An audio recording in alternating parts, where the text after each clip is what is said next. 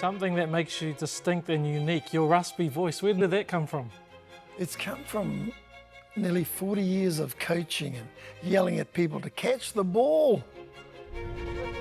Whakaaro ki te Poi Tūkohu, ko Michael Jordan tērā. Ka whakaaro ki te Whutu Paoro, ko Jonah Lomu tērā, ko Richie McCaw tērā.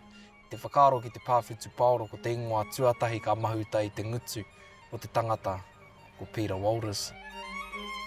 Peter Walters is the #1 thing to happen to our sport. Mr. Touch.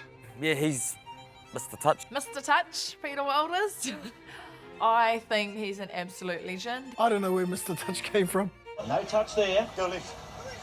A great idea of detention when the Aussies defend. What a ball from Walters!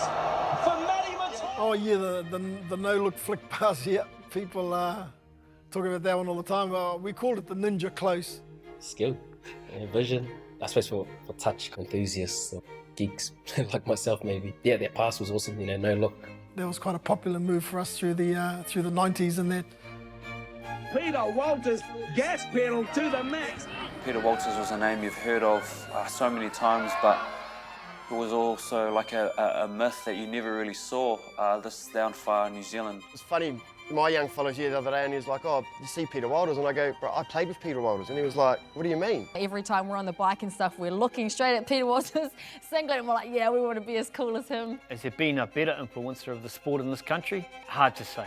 When it came to the game, I'd say I was ruthless. I had confidence that I knew I was fit and strong, and I wasn't the fastest, but I was quick enough.